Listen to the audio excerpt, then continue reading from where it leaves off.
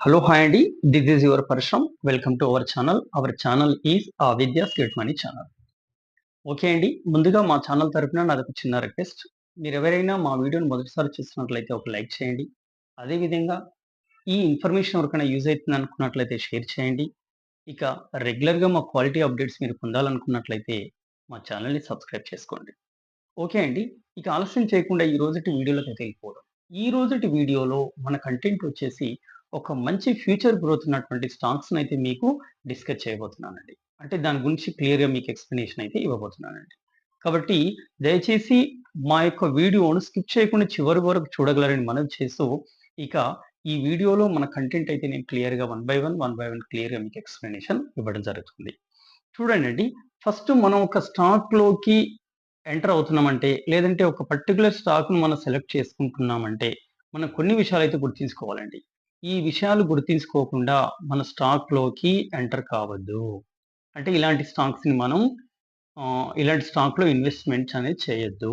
ఎందుకంటే ఖచ్చితంగా మనకు ఒక అవగాహన ఉండాలి కదా! అవగాహన లేకుండా మనం స్టాక్‌లో ఇన్వెస్ట్‌మెంట్ చేస్తే ఖచ్చితంగా లాస్ అయ్యేటువంటి సిట్యుయేషన్ ఎక్కువుంటుంది.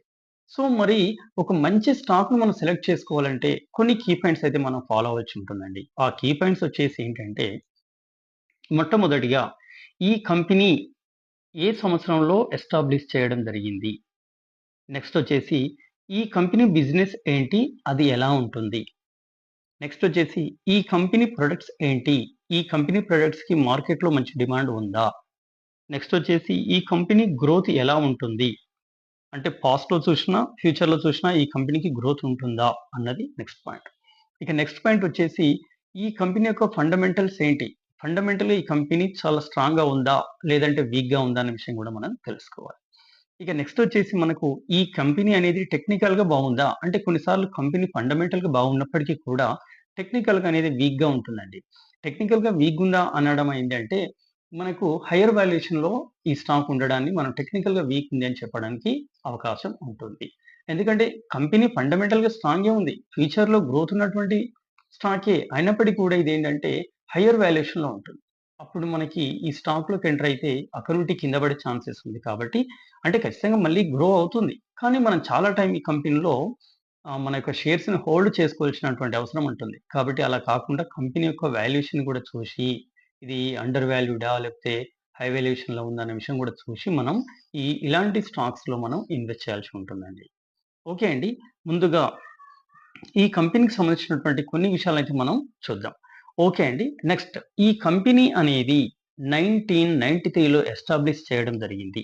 నంబర్ 1. ఇక నంబర్ 2 వచ్చేసి ఈ కంపెనీ బిజినెస్ చూసినట్లయితే మనం ఈ కంపెనీ ఏం చేస్తుందంటే eco friendly metallic flexible flow solution ప్రొడక్ట్స్‌ని తయారు చేస్తుందండి. తయారు చేయడంతో పాటు వీటిని సప్లై కూడా చేస్తుందండి. ఇది ఈ కంపెనీ యొక్క బిజినెస్ వచ్చేసి.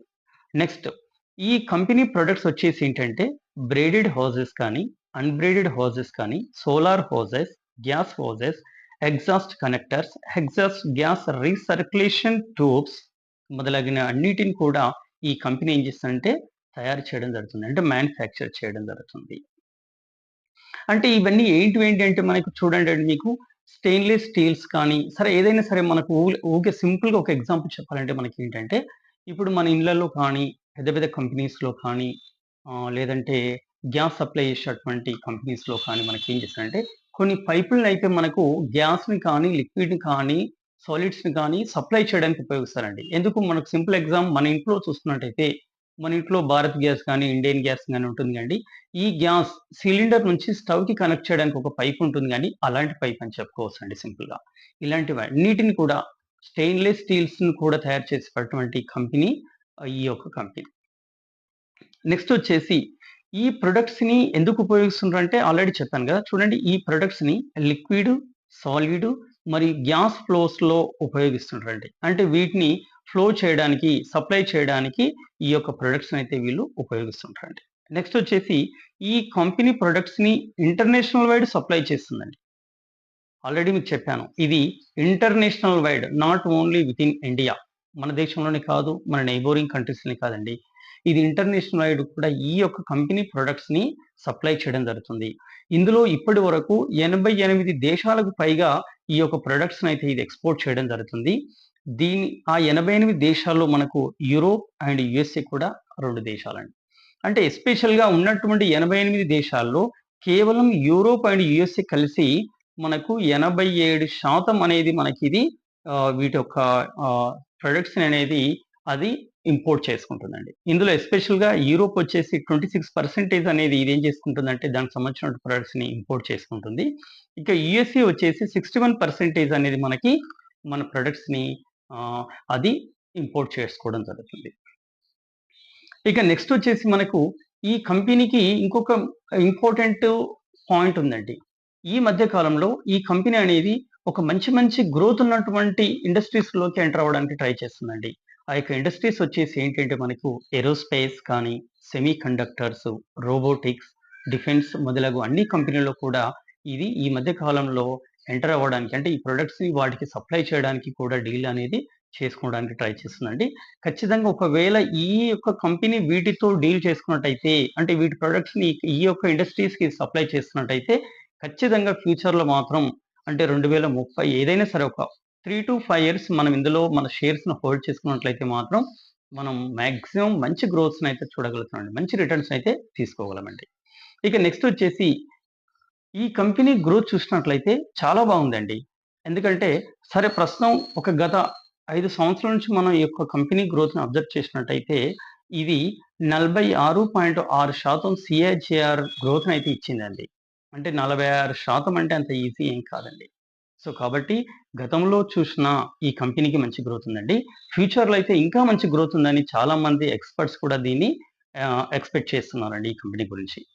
ఓకే అండి. ఇక ఈ కంపెనీ ఫండమెంటల్స్ చూసినట్లయితే చూడండి ఇదొక స్మాల్ క్యాప్ అండి. సో, అంటే దీని ఉద్దేశ్యం ఏందంటే ఇందులో ఉన్నటువంటి మనకు క్యాపిటల్ చూసుకున్నట్టయితే చాలా తక్కువండి. ఎందుకంటే క్యాపిటల్ బేస్ చేసుకొని మనకు small cap, mid cap, large cap అని మనం డివైడ్ చేస్తాం కదా! అందులో ఈ యొక్క స్టాక్ వచ్చేసి స్మాల్ క్యాప్‌కి సంబంధించినటువంటి స్టాక్ అండి. చూడండి ఇందులో మార్కెట్ క్యాప్ వచ్చేసి 2886 కోట్లండి. ఇక కరెంట్ మార్కెట్ ప్రైస్ వచ్చేసి రూ. 223 ఈ స్టాక్ యొక్క పిఈ వచ్చేసి 56.8 అండి.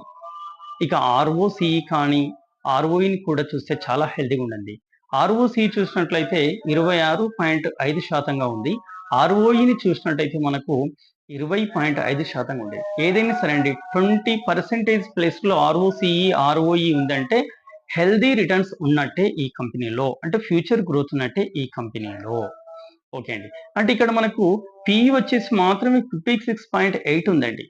కానీ 56.8 అంటే పెద్ద ఎక్కువేం కాదండి. సరే పిఈ ఎవరైనా చాలా మంది మార్కెట్ అనాలిసిస్‌లో ఏం చేస్తారంటే పిఈ అనేది ఎంత తక్కువ ఉంటే అంత బావుంటుంది అని అనుకుంటారు.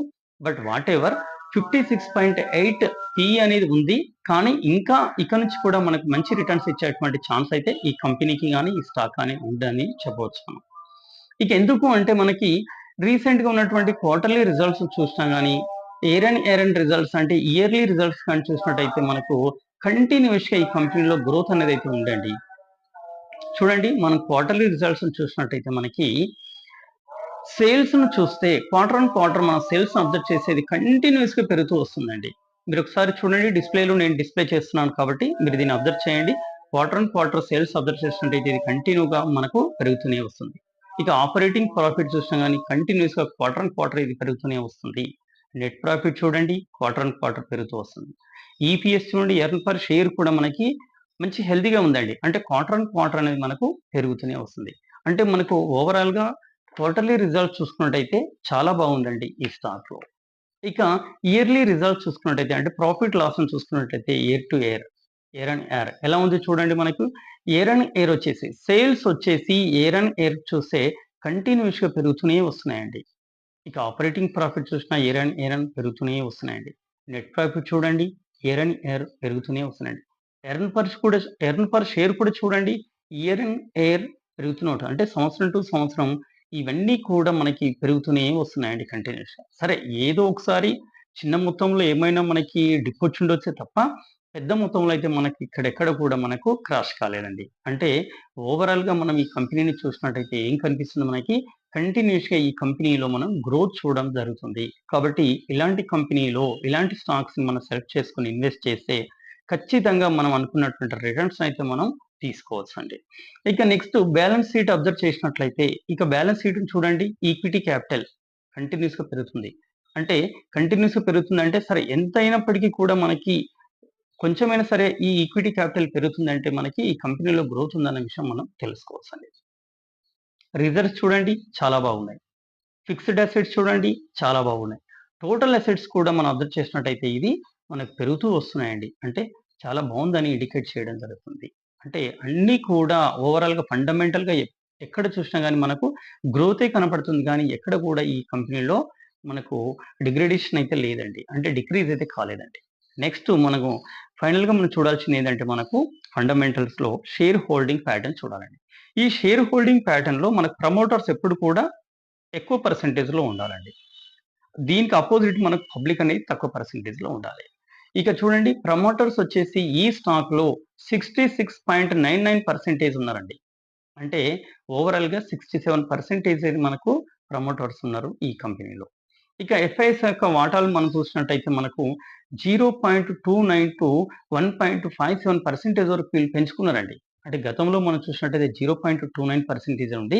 కానీ ప్రస్తుతం వాళ్ళు ఏం చేశారంటే ఇప్పుడు ప్రస్తుతానికి 1.57% వరకు వాళ్ళు వాటాలనేది ఈ స్టాక్‌లో పెంచుకోవడం జరిగింది. ఎప్పుడైనా సరే చూడండి ఎఫ్ఐఎస్ వాళ్ళు వాటాలు పెంచుకుంటుండ్రంటే ఖచ్చితంగా అలాంటి స్టాక్‌లో మంచి గ్రోత్ ఉంటుందని మాత్రం ఇండికేషన్ అండి.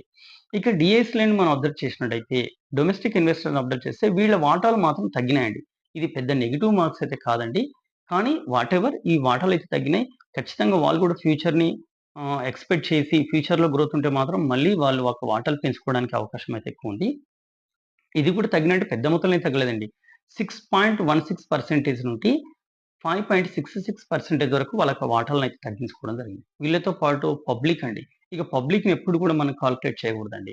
పబ్లిక్ ఏందంటే మార్కెట్‌లో ఏమైనా క్రాష్ వస్తుందని తెలిసినా, లేదంటే ఏమైనా చిన్నపాటి మనకు వోలటాలిటీ కనిపించినా గాని, వాళ్ళ యొక్క షేర్‌లను వాళ్ళైతే తీసుకోవడం జరుగుతుందండి. సో, కాబట్టి వాటెవర్ పబ్లిక్‌లో వాటాలు కూడా తగ్గినాయండి.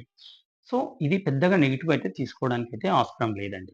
ఇక ఫైనల్‌గా మనం చూడాల్సిందేంటంటే, టెక్నికల్‌గా ఈ కంపెనీ లేదా ఈ స్టాక్ ఎలా ఉందనేది మాత్రం మనం చూసుకోవాలండి. ఇక టెక్నికల్‌గా చూసినా గాని ఈ స్టాక్ అయితే చాలా బావుందండి. ఎందుకంటే గత 5, 6 నెలల నుంచి మనం ఈ స్టాక్‌ని అబ్జర్వ్ చేస్తే టెక్నికల్‌గా మనకి 172-235 మధ్యలోనే ఉందండి. అంటే ఒకసారి మనం దీని రెసిస్టెంట్ లెవెల్స్ చూసినట్టయితే 235గా చెప్పొచ్చు. దీని యొక్క సపోర్ట్ లెవెల్‌ని చూసినట్టయితే మనం 172గా మనం చెప్పుకోవచ్చండి.